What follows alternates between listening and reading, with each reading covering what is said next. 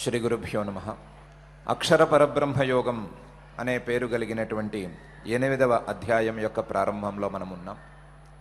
ఈ అధ్యాయం ప్రారంభంలో అర్జునుడు పరమాత్మను 7 జిజ్ఞాసలను అడుగుతూ ఒక ప్రశ్న వేశాడు. కింతద్బ్రహ్మ, కిమధ్యాత్మం, కిం కర్మ పురుషోత్తమ, అధిభూతంచ కిం ప్రోక్తం, అధిదైవం కిముచ్యతే, అధియజ్ఞ కథం కోత్ర దేహేస్మిన్ మధుసూదన, ప్రయాణకాలేపి చ కథం జ్ఞేయోసి నియతాత్మభిః అనే 2 శ్లోకాలలో. ఈ 2 శ్లోకాలలోనూ పరమాత్మను అర్జునుడు ఈ విధంగా అడిగాడు. బ్రహ్మ అంటే ఏమిటి? జీవుడు ఈ దేహంలో ఉండేవారు ఎవరు? ఈ దేహంలో ఆ బ్రహ్మజ్ఞానం కోసం చేయవలసినటువంటి కర్మలు అంటే ఏమిటి? అసలు కర్మలు వాటి యొక్క స్వభావాలు అంటే ఏమిటి? అధిభూతం, ఈ ప్రపంచంలో కనిపించే వస్తువులు వాటి యొక్క తత్వం ఏమిటి? అంతేకాదు అధిదైవం కిముచ్యతే, దేవతలందరిలో కల్లా ఉన్న రూపం ఏమిటి? దేవతలలో ప్రధానమైనటువంటి స్వభావం ఏమిటి? అధియజ్ఞ కథం కోత్ర, యజ్ఞాలలో ఉపాస్యమైన దేవత ఎవరు? లేదా యజ్ఞాలలో దేవతను ఎలా ఉపాసించాలి? ఆ దేవతను ఎలా ఉపాసించాలి? ఆ యజ్ఞాన్ని ఈ దేహంలో ఎలా భావన చేసుకోవాలి? ఇంతేకాకుండా ప్రధానంగా ఈ దేహాన్ని విడిచిపెట్టి వెళ్ళేటప్పుడు, ఈ దేహాన్ని విడిచిపెట్టి మరొక దేహాన్ని పట్టుకోవటానికి వెళ్ళే సమయంలో ఏ రకంగా నిన్ను ధ్యానించాలి, లేదా ఏ రకంగా నిన్ను భావన చేసుకోవాలి అని 7 జిజ్ఞాసలను పరమాత్మ ముందు ఉంచాడు. వాటిలో పరమాత్మ మొదటి ప్రశ్నకు సమాధానం, మొదటి 2, 3వ ప్రశ్నలకు సమాధానంగా మొదటి శ్లోకంలో ఇలా అంటున్నాడు. శ్రీ భగవానువాచ అక్షరం బ్రహ్మ పరమం స్వభావః అధ్యాత్మముచ్యతే భూతభావోద్భవకరః విసర్గః కర్మ సంజ్ఞితః అని. అక్షరం బ్రహ్మ పరమం. కింతద్ బ్రహ్మ అని నువ్వు అడిగినటువంటి ప్రశ్నకు సమాధానం అక్షరం బ్రహ్మ పరమం. అక్షరం ఏ రకమైనటువంటి వినాశం లేని, నక్షరతీత్యక్షరం అనే అర్థాన్ని తీసుకుంటే ఏ రకమైన వినాశం లేని శాశ్వతమైనటువంటి బ్రహ్మస్వరూపమే, పరబ్రహ్మస్వరూపమే బ్రహ్మ. వినాశం ఉండే మాట అయితే, వినాశం యొక్క ప్రసక్తి వచ్చేట్లయితే అది బ్రహ్మ యొక్క వాస్తవమైన స్వరూపం కాదు, అది పరబ్రహ్మ యొక్క నిజమైన స్వరూపం కాదు. ఇంతేకాదు అశ్నుతే ఇది అక్షరం. కాబట్టి ప్రపంచమంతా వ్యాపించి, ప్రపంచంలోని వస్తువులలో అన్నిటిలోనూ వ్యాపించి ఉండేటువంటిదే ఆ పరబ్రహ్మ యొక్క స్వరూపం.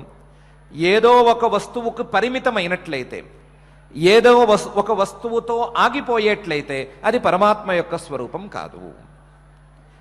నాశం లేనట్టుగా ఉండాలి, ఏ రకమైన వినాశానికి గురి కాకూడదు. అదే సమయంలో ప్రపంచమంతా కూడా వ్యాపించి ఉండాలి, ఎక్కడా పరిమితం కాకూడదు. వినాశానికి గురి కాకూడదు, పరిమితికి గురి కాకూడదు.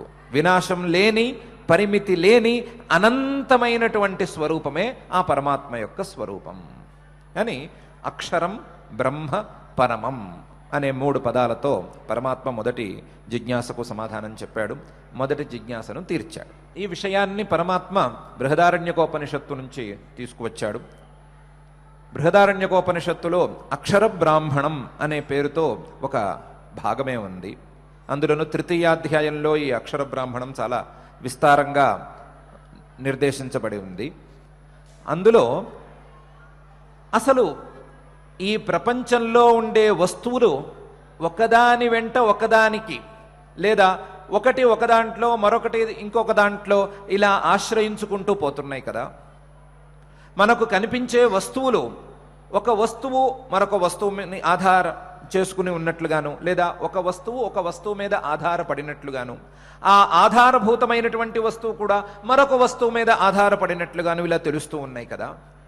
మొత్తం ఇలా వస్తువులన్నిటినీ వరుసగా పేర్చుకుంటూ వెళ్తే, వస్తువులన్నిటినీ దీనికి ఇది ఆధారం, ఆ ఆధారమైన దానికి ఇంకోటి ఆధారం, దానికి ఇంకో ఆధారం, ఇలా ఆధారాలన్నీ పేర్చుకుంటూ వెళ్ళి ఎక్కడో ఒక చోట ఆగి ఇంతకు మించి మనకు తెలిసింది ఏమీ లేదు అని అనుకుని ఆ మొత్తం ఉండేటువంటి వస్తువులన్నిటికీ ఆధారం ఏమిటి అని తెలుసుకోవాలి అని ఒక విచారణ వచ్చింది. అది అవ్యాకృతాకాశం దగ్గర ఆపుకున్నారు. అవ్యాకృతాకాశం అంటే మనం క్రితం అధ్యాయంలో అనుకున్నటువంటి త్రిగుణాత్మకమైన మూల ప్రకృతి. ఆ త్రిగుణాత్మకమైన మూల ప్రకృతి వరకు తీసుకువెళ్ళారు. ఇది ఇక్కడ, అది అక్కడ, ఇలా ఆధారం, దీనికి అదే ఆధారం, అయం లోక పరోలోక రకరకాలుగా చెప్పుకుంటూ వెళ్ళారు. కస్మిన్ను ఖలు ఆకాశ ఓతశ్చ ప్రోతశ్చ అనే ప్రశ్న వచ్చింది. ఈ అవ్యాకృతాకాశం లేదా త్రిగుణాత్మకమైనటువంటి మూల ప్రకృతి ఇది ఎక్కడ ఆధారపడి ఉంది, దీనికి ఆధారం ఏమిటి అనే ప్రశ్న వచ్చింది. దానికి సమాధానంగా యాజ్ఞవల్క్య మహర్షి గారు ఆ బ్రాహ్మణంలో ఇలా నిర్వచించారు. ఏతద్వై తదక్షరం బ్రాహ్మణ అభివదంతి అస్థూలం అనను అహ్రస్వం అదీర్ఘం అని. ఏతద్వై తదక్షరం బ్రాహ్మణ అభివదంతి, ఈ ఆకాశాంతం నువ్వు ఎన్ని పదార్థాలను తీసుకొచ్చావో, ఈ ఆకాశాంతంగా ఉండేటువంటి పదార్థాలన్నిటినీ నువ్వు తీసుకొచ్చావు, వాటన్నిటికీ ఆధారం, వాటన్నిటికీ కలిపి ఒకే ఒక ఆధారం ఏమిటి అంటే అక్షరం. ఏ రకంగానూ వినాశానికి గురి కాని వ్యాపకమైనటువంటి పరమాత్మ స్వరూపమే దీనికి ఆధారం. ఆ పరమాత్మ యొక్క స్వరూపాన్ని ఎలా నిర్వచించుకోవాలి అంటే ఈ ఆధారపడే వస్తువుల రూపంలో నిర్వచించకూడదు. ఆధారపడే వస్తువులు కొన్ని పరిమితులకు లోనై ఉంటాయి. ఏదో ఒక పరిమితికి, అంటే ఒకటి పొడుగ్గా ఉంటుంది, ఒకటి పొట్టిగా ఉంటుంది, ఒకటి స్థూలంగా లావుగా ఉంటుంది, ఒకటేమో సన్నగా ఉంటుంది. ఇలా చిన్నవి పెద్దవి అనే రకరకాల పరిమితులకు లోబడి ఉంటాయి అన్ని వస్తువులు. ఏ రకమైన పరిమితికి లోబడని, పరిమితులే లేని అనంతమైనటువంటి పదార్థమే ఆ అక్షరం. ఆ అక్షరం అంటే సామాన్యమైనది కాదు. ఆ పరిమితులు లేని వినాశానికి గురి కానటువంటి ఆ పరమాత్మ స్వరూపం. ఏతస్య వా అక్షరస్య ప్రశాసనే గార్గి సూర్యాచంద్రమసౌ విధృతౌ తిష్టతః.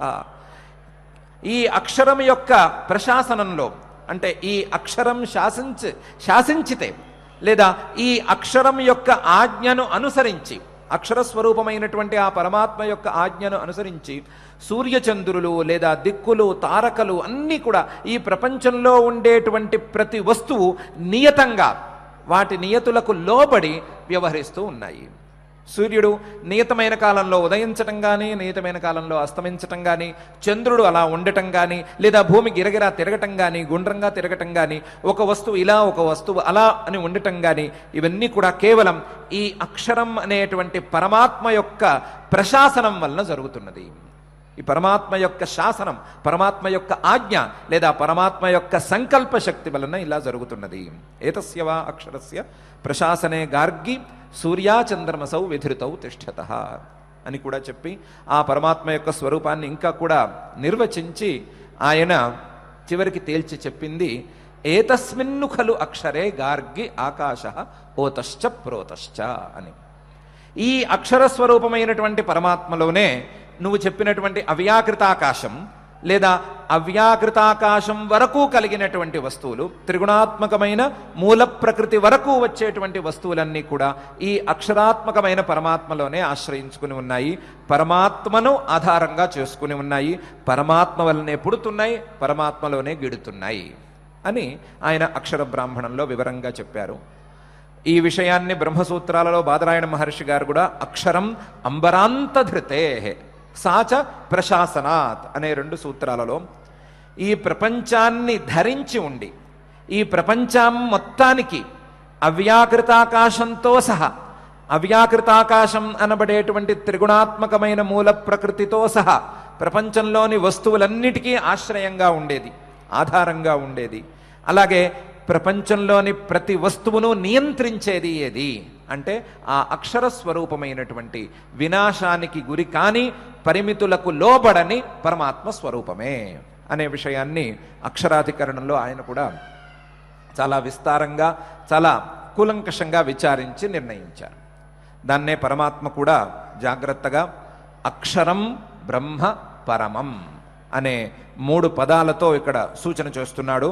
అక్షరం వినాశానికి గురి కాని లేదా అపరిమితమైన అనంతమైనటువంటి స్వరూపం ఉన్నట్లయితే ఆ అనంతమైన స్వరూపమే పరమాత్మ స్వరూపం లేదా పరం బ్రహ్మ. అక్షరం బ్రహ్మ పరమం.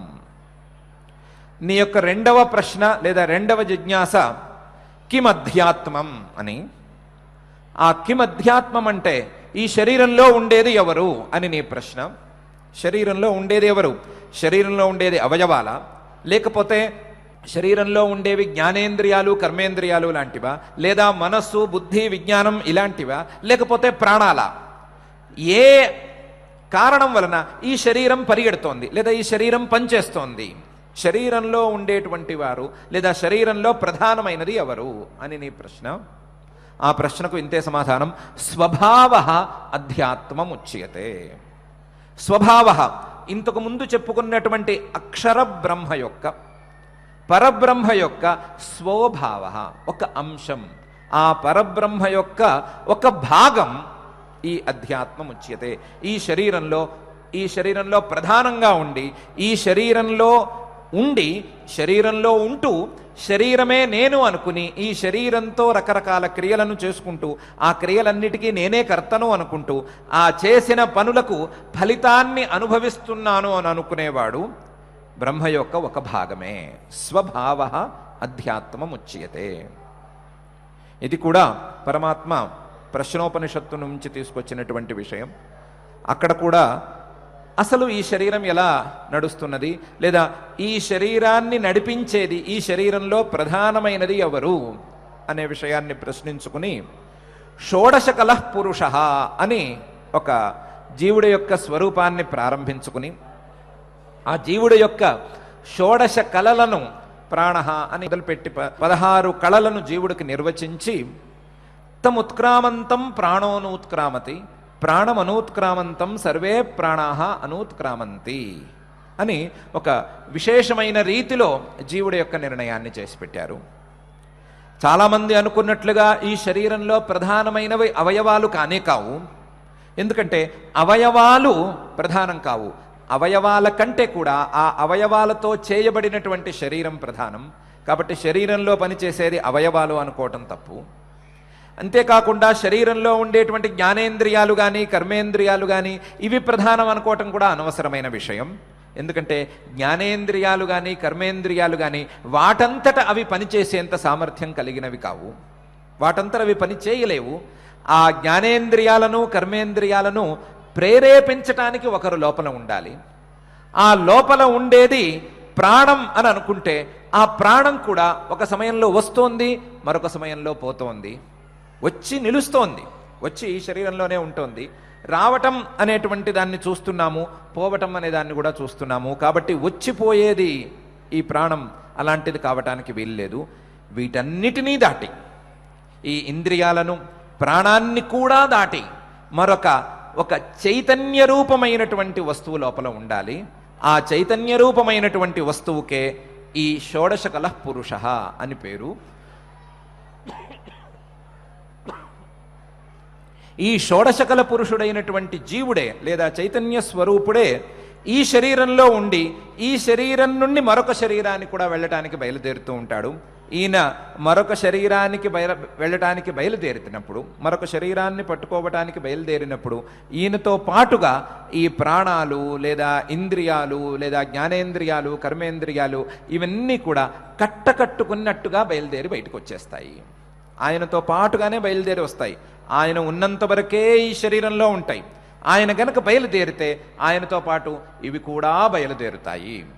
అవన్నీ కూడా అస్వతంత్రాలు. ప్రాణం కావచ్చు, ఇంద్రియాలు కావచ్చు, మరొక పదార్థాలు కావచ్చు, ఇవన్నీ కూడా స్వతంత్రంగా వ్యవహరించేవి కావు. స్వతంత్రంగా వ్యవహరించేది ఈ శరీరంలో జీవుడు మాత్రమే. కాబట్టి స్వభావ ఆయన యొక్క జీవుడి యొక్క అసలు స్వరూపం పరమాత్మ యొక్క భాగంగా ఉండటమే అనే విషయాన్ని పరమాత్మ ఇక్కడ చెప్పాడు. అదే విషయాన్ని ప్రశ్నోపనిషత్తులో కూడా షోడశకలః పురుషః అనేటువంటి అంశంలో చాలా విస్తారంగా నిర్ణయించారు.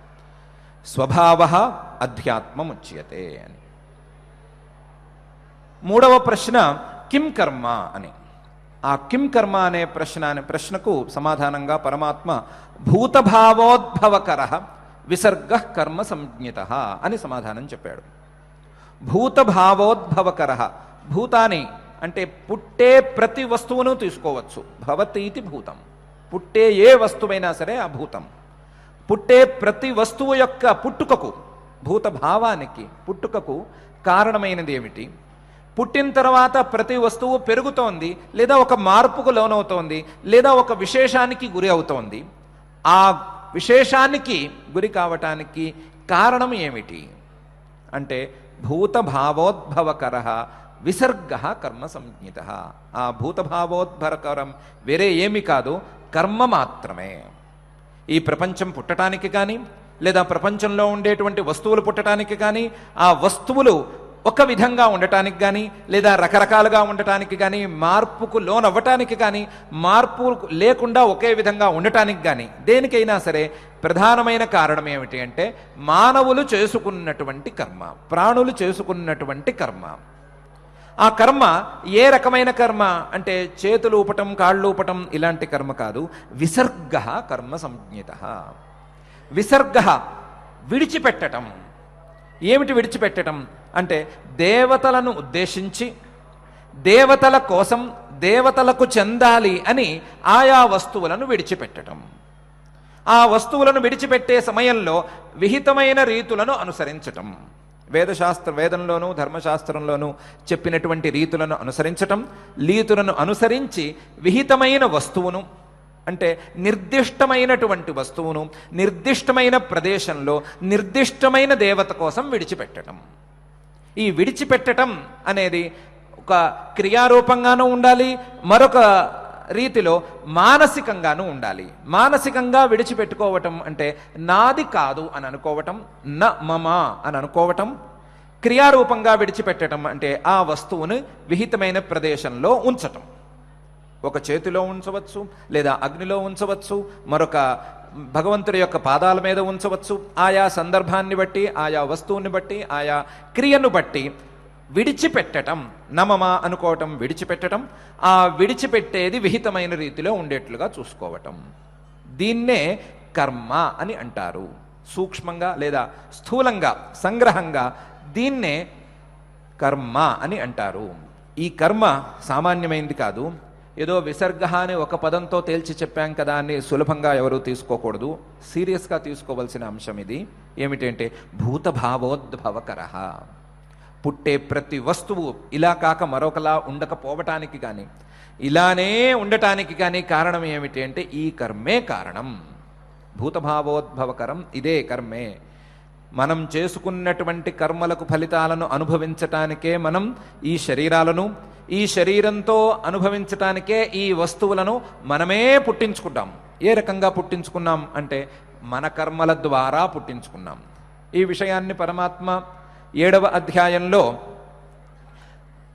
అపరేయమితస్త్వన్యాం ప్రకృతిం విద్ధి మే పరాం జీవభూతాం మహాబాహో యయేదం ధార్యతే జగత్ అనేటువంటి శ్లోకంలో సూచనాత్మకంగా చెప్పాడు. తన యొక్క 2వ ప్రకృతి కింద జీవుణ్ణి ఉంచుకున్నాడు. జీవుడు ప్రకృతి ఎలా అవుతాడు అని మనం ప్రశ్న వేసుకున్నప్పుడు, జీవుడు తన కర్మల ద్వారా ఈ ప్రపంచానికి కారణం అవుతున్నాడు అని ఒకసారి అనుకున్నాము. ఆ విషయాన్నే పరమాత్మ ఇక్కడ మరొక రీతిలో చెప్తున్నాడు. జీవులు చేసుకున్నటువంటి కర్మలు ఈ ప్రపంచం యొక్క పుట్టుకకు, లేదా ప్రపంచం ఇదే విధంగా ఉండటానికి, ప్రపంచం యొక్క నియతికి, ప్రపంచం ఈ రకంగా కాక మరొక రకంగా ఎందుకు లేదు అనే ప్రశ్నకు సమాధానంగా ఈ కర్మలనే ఉంచుకునేంత స్థితిలో కర్మలు కారణం అని భూతభావోద్భవకర విసర్గ కర్మ సంజ్ఞిత అని చెప్పాడు. ఈ విషయాన్ని కూడా పరమాత్మ బృహదారణ్యకోపనిషత్తు నుంచి తీసుకువచ్చాడు. బృహదారణ్యకోపనిషత్తులో 3వ ఆర్తభాగ ప్రశ్నం అనేటువంటి ఒక భాగంలో ఆ ఆర్తభాగవుడు జారత్కారవ ఆర్తభాగ అనేటువంటి మహర్షి గారు యాజ్ఞవల్క్య మహర్షి గారిని ప్రశ్నించాడు. ఈ ప్రపంచానికి లేదా ఈ ప్రపంచం ఇలా నడవటానికి కారణం ఏమిటి అని. అప్పుడు యాజ్ఞవల్క్య మహర్షి గారు చాలా చిత్రమైన పని చేశారు. ఆహార సౌమ్యహస్తమార్తభాగ నవామేతత్ సజనే అని అన్నాడు. చాలామంది ఉన్నారు చుట్టూ. ఇంతమందిలో ఈ విషయాన్ని గనక మనం చర్చించడం ప్రారంభిస్తే చర్చ పక్కదారి పడుతుంది. ఎవరికి తోచినట్టుగా వాళ్ళు చెప్తారు. కొంతమంది యాదృచ్ఛికంగా ఇలా పుట్టింది అంటారు, కొంతమంది వెతకూడదంటారు, కొంతమంది కాలం అంటారు, ఇంకొంతమంది దైవం అంటారు, ఇంకోటి అంటారు. సరి అయిన సమాధానాన్ని చెప్పగలిగిన స్థితిలో ఎవరు ఉండక తోచిన సమాధానాలను చెప్తూ ఉంటారు, లేదా వారి బుద్ధి సామర్థ్యానికి తగ్గట్టుగా సమాధానాలను చెప్తారు. ఆ సమాధానాలను పట్టుకుని వేలాడుతూ ఉండటం కూడా మానవుల యొక్క స్వభావం. అందువలన ఇంత గహనమైనటువంటి విషయాన్ని చర్చించేటప్పుడు ఎక్కువ మంది ఉండకూడదు. నువ్వు నాతో పాటు రా, రహస్యంగా మనిద్దరం చర్చించుకుందాం, చర్చించుకుని ఒక నిర్ణయానికి వద్దాం అని ఆయన ఆ జారత్కారవ ఆర్తభాగుడు యొక్క చేయి పట్టుకొని పక్కకు తీసుకువెళ్ళి నిర్జన ప్రదేశంలో కూర్చోబెట్టి ఆయనతో చర్చించి ఒక నిర్ణయాన్ని చేశారు యాజ్ఞవల్క్య మహర్షి గారు. ఆ నిర్ణయాన్ని అక్కడ బృహదారణ్యకోపనిషత్తులో ఇలా స్పష్టంగా ప్రదర్శించారు. తౌహయదౌచతు కర్మహైవ తదౌచతు, తౌహయత్ ప్రశంసతు కర్మహైవ తత్ప్రశంసతు, పుణ్యో వై పుణ్యేన కర్మణా భవతి పాపః పాపేన అని. వారిద్దరూ చాలాసేపు విచారించుకున్నారు. ఎన్నెన్ని కారణాలు ఉన్నాయి, ఎన్ని రకాలుగా వాదాలు ఉన్నాయి, ఈ ప్రపంచం ఇలా ఎందుకుంది, భూమి గుండ్రంగా ఎందుకుంది, భూమి మీద ఈ పర్వతాలు ఎత్తుగా ఎందుకున్నాయి, లోయలు ఎందుకు లోతుగా ఉన్నాయి, నీళ్ళెందుకు తడిగా ఉన్నాయి, నిప్పు ఎందుకు వేడిగా ఉంది, ఇలాంటి అన్నిటినీ కలిపితే ఈ ప్రపంచం ఇలా ఎందుకు ఉంది అనే ప్రశ్నగా మారితే, ఇలాగే ఎందుకు ఉంది అనే ప్రశ్నగా మార్చుకుంటే, ఆ మార్చుకున్నటువంటి ప్రశ్నకు సమాధానాలు ఎన్నైనా వెతకొచ్చు. ఏవి కూడా ఆ ప్రశ్నను పోల్చలేవు, ఆ ప్రశ్నకు సరి అయిన సమాధానాన్ని ఇవ్వలేవు. ఆ ప్రశ్నకు సరి అయిన సమాధానం ఒకటే, ఏంటంటే కర్మ.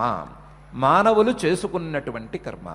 మానవులు తాము చేసుకున్నటువంటి కర్మ యొక్క ఫలితాలను అనుభవించటానికే పుడతారు. ఆ కర్మఫలాన్ని అనుభవించటానికి తగ్గట్టుగా ఈ ప్రపంచం యొక్క రచన ఉంది.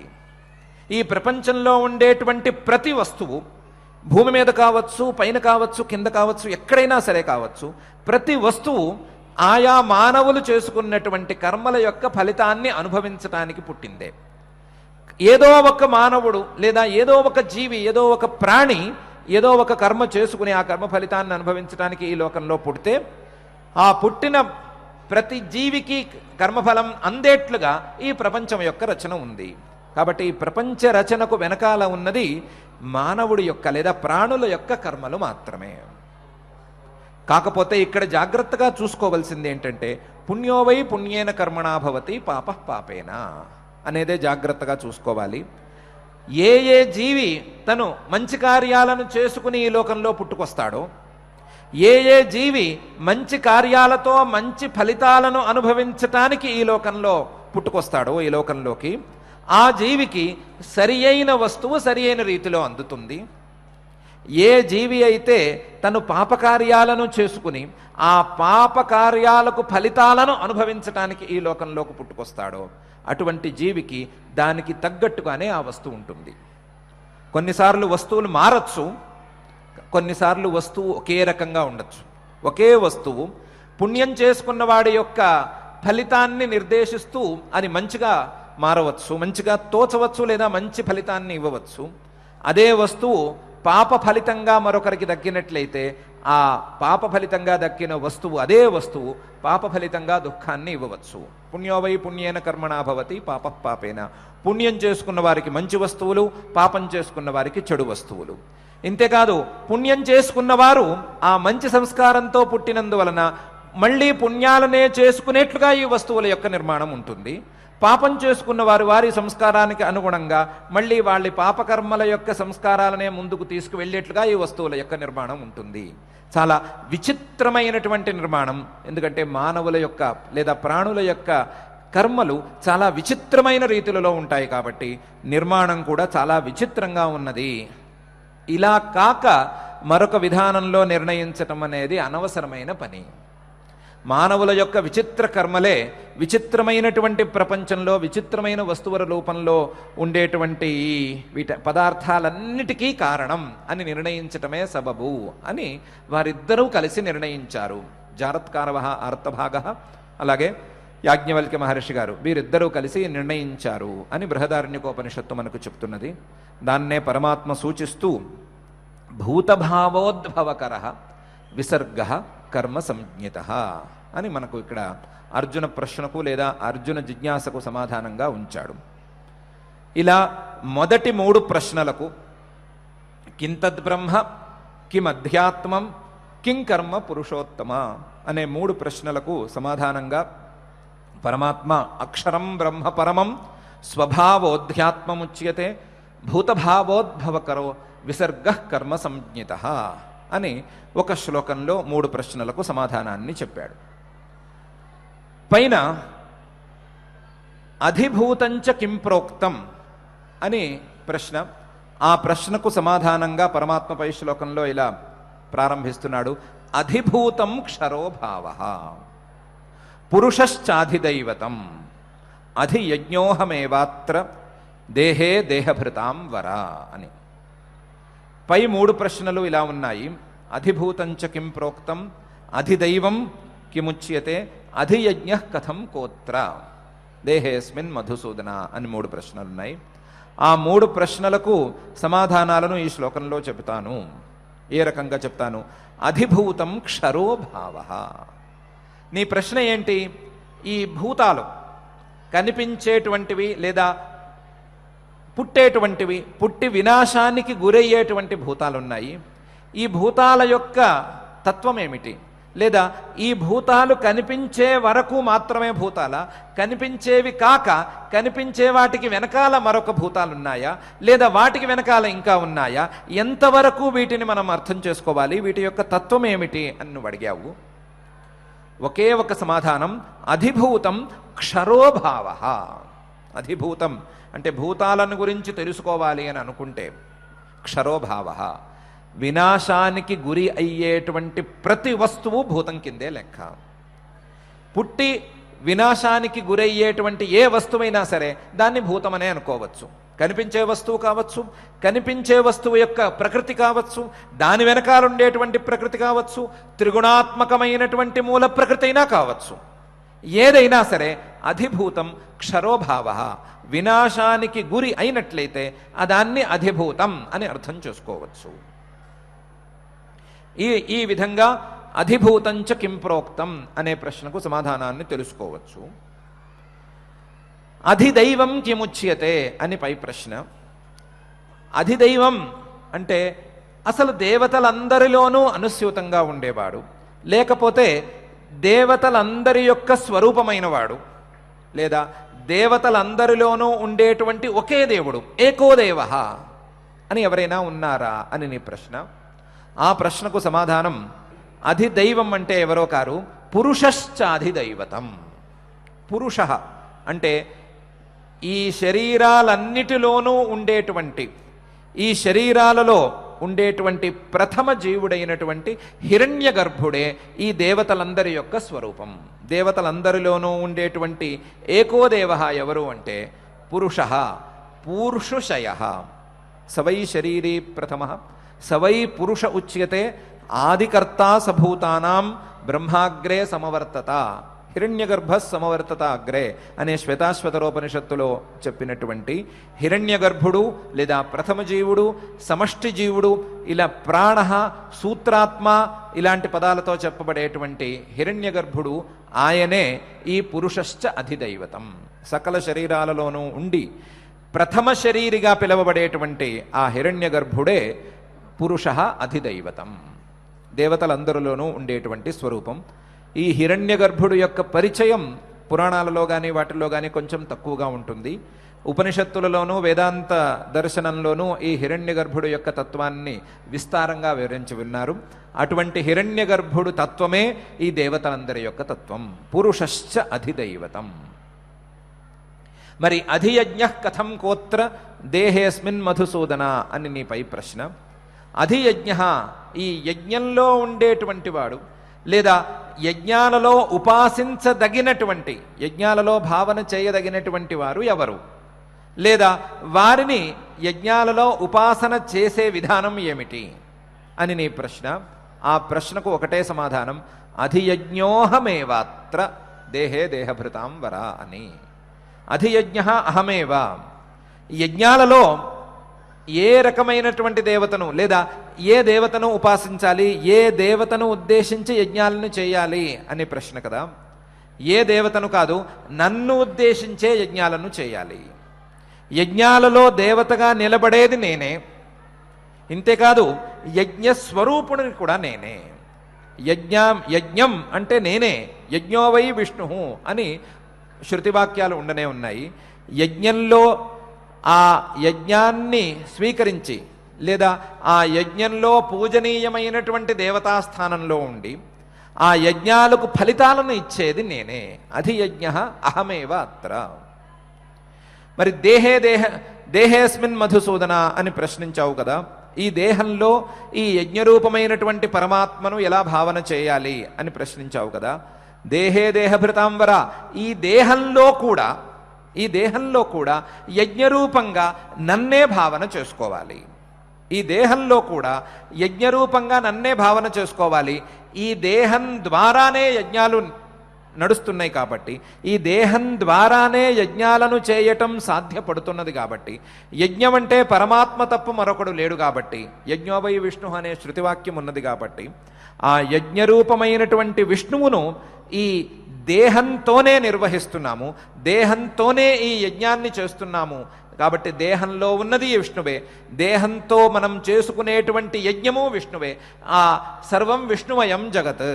యజ్ఞరూపంగా కానీ దేహరూపంగా కానీ దేహంలో కానీ హృదయంలో కానీ ఎక్కడైనా ఈ విష్ణువే ఉన్నాడు. అధియజ్ఞ అహమేవా అనే విషయాన్ని బాగా భావన చేయాలి అని అధియజ్ఞోహమేవాత్ర దేహభృతాం వర అనేటువంటి శ్లోకంలో పరమాత్మ చెప్పాడు. ఇలా పై 3 ప్రశ్నలకు అధిభూతం అంటే ఏమిటి, లేదా అధిదైవం అంటే ఏమిటి, లేకపోతే అధియజ్ఞం అంటే ఏమిటి అనేటువంటి 3 ప్రశ్నలకు సమాధానాన్ని అధిభూతం క్షరోభావ పురుషశ్చ అధిదైవతం అధియజ్ఞోహమేవాత్ర దేహభృతాం వర అనేటువంటి శ్లోకంలో సమాధానాలను పరమాత్మ చెప్పాడు. ఈ పరమాత్మ చెప్పినటువంటి సమాధానాల యొక్క తాత్పర్యం ఏమిటి, పరమాత్మ ఏ ఉపనిషద్వాక్యాల నుండి ఈ విషయాలను తీసుకువస్తున్నాడు, తీసుకొచ్చి ఏ ఉపనిషద్వాక్యాన్ని భావన చేయమని మనకు ఉపదేశిస్తున్నాడు, ఇలాంటి విషయాలన్నిటినీ కూడా మనం మళ్ళీ చర్చించుకుందాం. మళ్ళీ చర్చించుకుని దానికి వివరణ తెలుసుకుందాం. ఎక్కడ ఉన్నా సరే, ఏ యజ్ఞం చేసినా సరే, ఆ యజ్ఞంలో పూజనీయమైనటువంటి స్థానంలో పరమాత్మే ఉన్నాడు అనే విషయాన్ని మనం స్పష్టంగా మనసులోకి తెచ్చుకుని ఆ రకమైన భావనతో మనం చేసేటువంటి ప్రతి యజ్ఞము, మనం చేసేటువంటి ప్రతి సత్కర్మ చేయాలి అని సంకల్పాన్ని మనం పూనుదాం. ఆ సంకల్పాన్ని నెరవేర్చవలసిందిగా అఖిలాండ కోటి బ్రహ్మాండ నాయకుడు శ్రీ వెంకటేశ్వర స్వామి వారిని మనసారా ప్రార్థించుకుందాం.